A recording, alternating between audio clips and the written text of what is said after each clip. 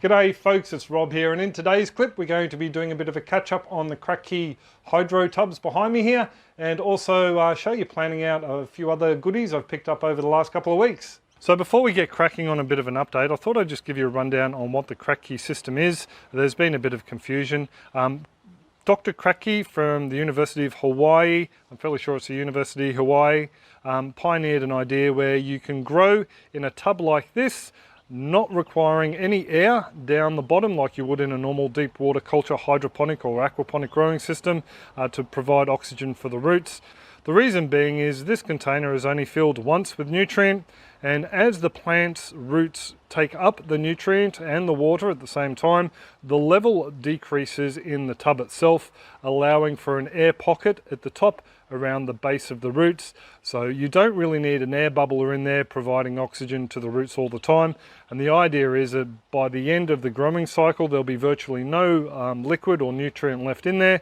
You harvest the plants, and yeah, that's pretty much all it. You top it back up with some new nutrients, pop some new plants in, and away you go. Now the nutrients I'm using are not the powdered varieties I see a lot of the guys in the States use. I'm using this stuff here.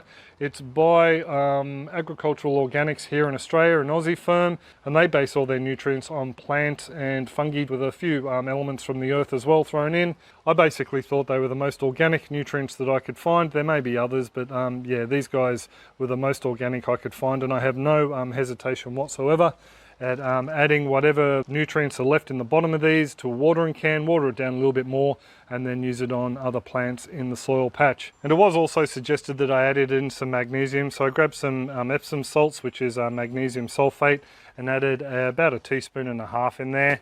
And so that's pretty much all the nutrients that these guys will be feeding on. The tubs themselves are easy to make. Just drilled some holes slightly smaller than the lip of the neck cups in the lid, washed out the roots from some pak choi that I bought from a local hardware store, and then just yeah, popped them into the little neck cups with some perlite. Was a bit unsure about how much nutrient to add, so I rang up a hydro store and they suggested a quarter dose in a Kratky system with the nutrients I was using. So I've added a quarter to the tub on the right, and the tub on the left got a half dose. I used reverse osmosis water for this lot, and after I added the nutrients I found the pH was fairly low, so I dosed it up with a slurry of calcium hydroxide, something we use to adjust the pH in the aquaponics all the time.